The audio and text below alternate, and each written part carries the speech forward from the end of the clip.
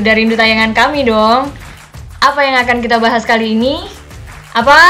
Piala AFF. Yang di belakang sana? Piala AFF. Tepat sekali, kita akan bahas tentang Piala AFF 2022 untuk senior yang akan berlangsung Desember nanti. Drawing sudah dilakukan beberapa waktu lalu dan kita satu grup dengan Thailand, Filipina, Kamboja, dan pemenang playoff antara Brunei Darussalam dan Timor Leste. Grup yang cukup berat, Bray.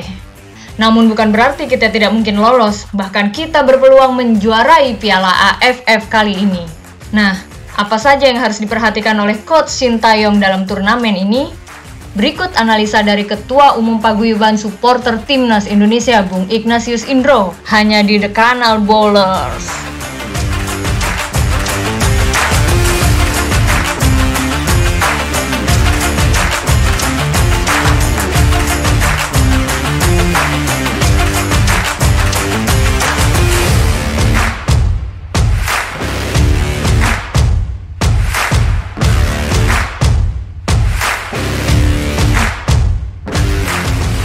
Halo Canal Bowlers, ketemu lagi program The Canal Bowlers pastinya.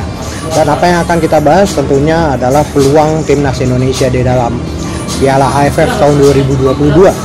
Dan sebagaimana kita tahu bahwa Timnas Indonesia ini tergabung dalam grup A ya. Grup A di Piala AFF bersama Thailand, Filipina, Kamboja, dan juga pemenang antara Timor Leste dan juga Brunei Darussalam. Jadi salah satu dari Timor Leste dan Brunei Darussalam yang akan tergabung dalam grup A ya. Dan Canal Bowlers, kita tahu bahwa Thailand adalah pesaing terberat dari Timnas Indonesia di grup A. Dimana kita tahu bahwa Sintayong ini belum pernah sekalipun menang baik di tingkat junior maupun di tingkat senior ya. Ini tentunya adalah momok bagi Sintayong ke depannya, bagaimana dia bisa mengalahkan Thailand dan juga nanti mungkin kalau kita nembus ke semifinal ataupun final kita akan berhadapan dengan Vietnam. Ini yang harus dipikirkan oleh Sintayong. Dan kita juga belum pernah menjuarai Piala AFF sekalipun ya, dan ini juga PR besar harapan bagi dari masyarakat Indonesia, masyarakat sepak bola Indonesia terhadap peran Sintayong ya.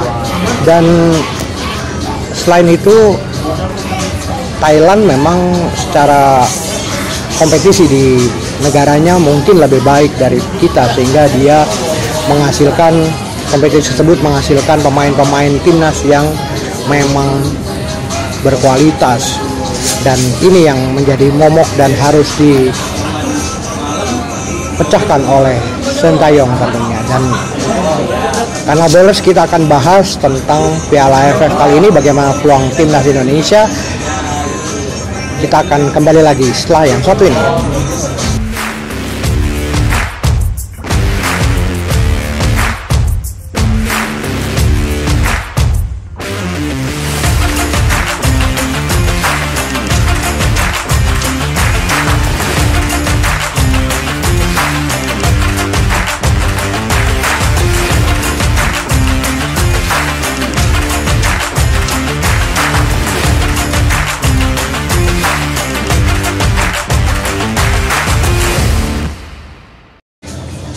Ya, Canal Bowlers, tentunya ada beberapa hal yang membuat kita agak sulit untuk mengalahkan Thailand dan juga Vietnam ya.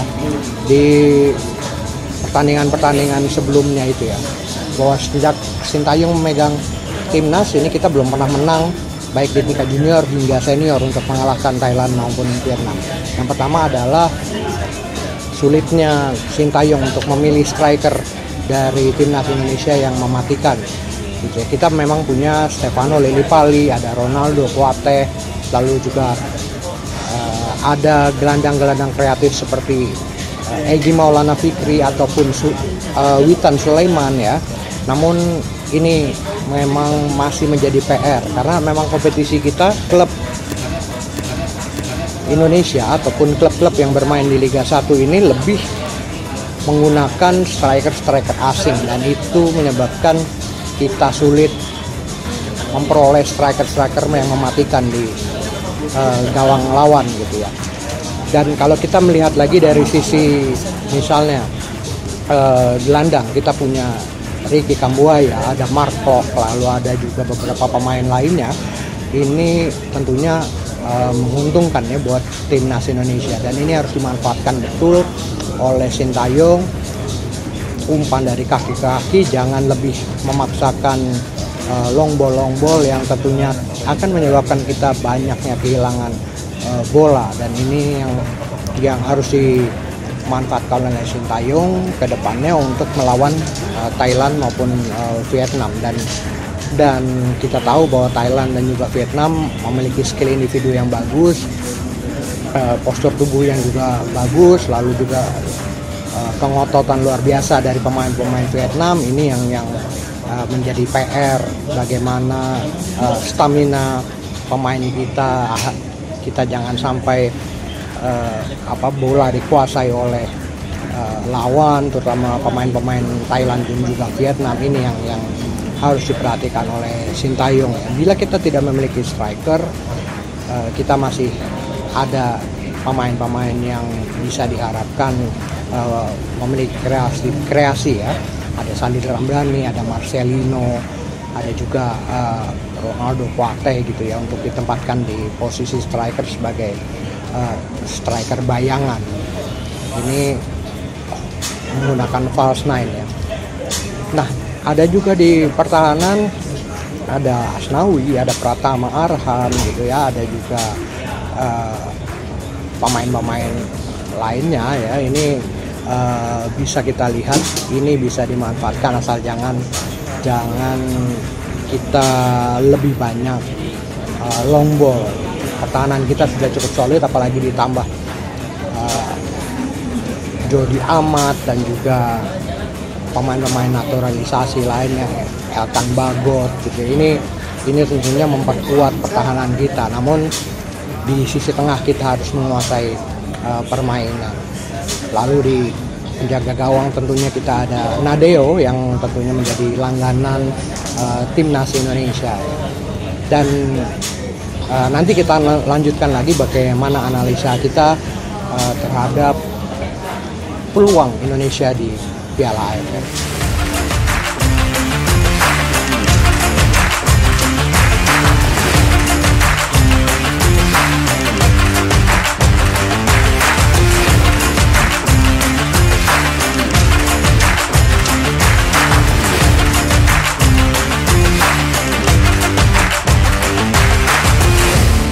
Ya, Kanal Bowlers ini kita juga bisa memanfaatkan pemain-pemain senior yang penuh dengan pengalaman seperti Evan Dimas. Ini bisa ditempatkan sebagai pengganti dari pemain-pemain muda kita seperti Marcelino, lalu juga misalnya Marco ataupun Ricky Kambuaya gitu ya.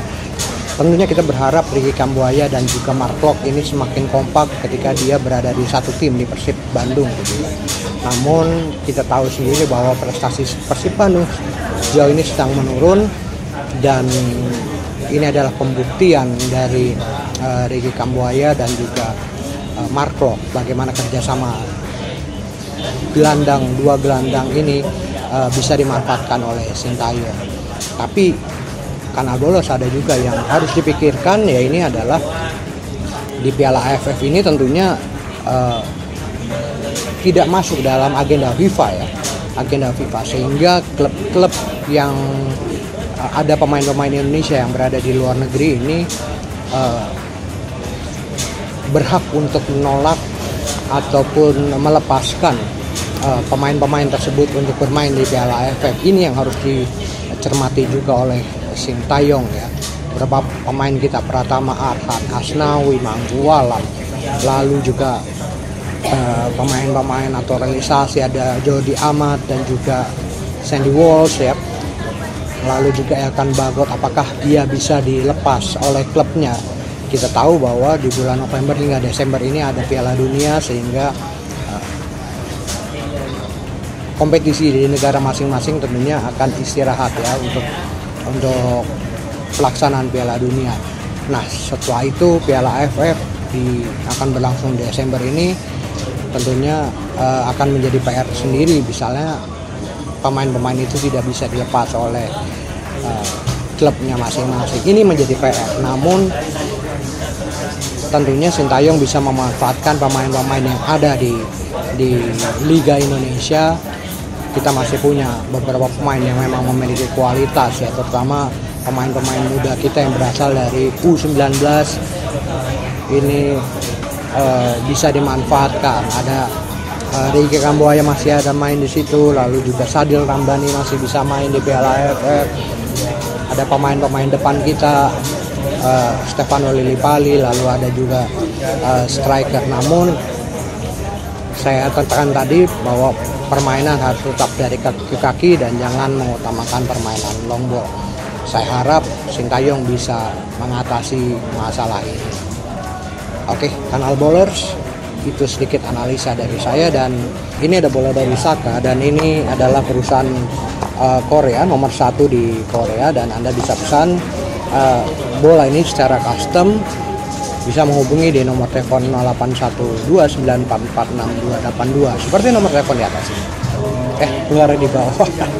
Kita akan kembali di episode lainnya. Bye.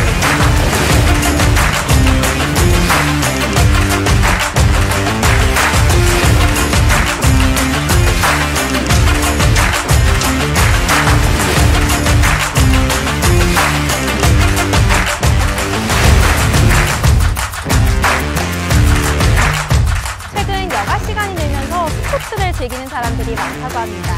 그런 와중에 스포츠 용품이 큰 인기를 얻고 있다고 하는데요. 기술력과 함께 남다른 사랑을 받고 있는 이들을 지금부터 저와 함께 만나보시죠.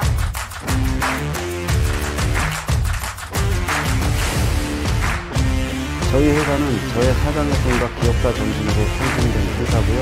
1994년 창업을 했습니다. 내가 제일 좋아하는 일이 무엇인가를 찾게 되었고 그중에 축구였습니다. 해외 응용 브랜드들과 파트너십을 맺으면서 차근차근 오늘날의 회사로 발전시켰습니다. 22명의 선수들이 하나를 가지고 공통으로 사용하고 경기력에 엄청난 영향을 준 것이 바로 축구공이다. 하지만 국내에는 축구공을 만드는 기술자들이 거의 없는 상태이다. 그럼에도 이들은 자체 축구공을 생산하고자 다양한 노력을 기울이고 있다. 만들기 어렵다는 축구공도 직접 제작하신다고 들었습니다. 자세한 소개 부탁드려요. 우리나라는 1970년대까지 축구공 수출국이었습니다. 인건비 회수로 인해서 축구공 제조 산업이 붕괴되었고요. 그러다 보니까 월드컵 4강하는 축구 선진국인 우리나라가 원천 기술이 없었던 것이죠. 그래서 저는 원천 기술에 초점을 맞춰서 국내 유일의 축구공을 만들게 되었고요. 공장도 확보하게 된 것이죠. 다시 수출국 기회가 확보될 때까지 지속적으로 노력을 할 것입니다. 이들은 최고의 생산 설비를 갖춘 자체 공장에서 전문 생산 인력을 바탕으로 전문 생산 라인을 운영하고 있습니다.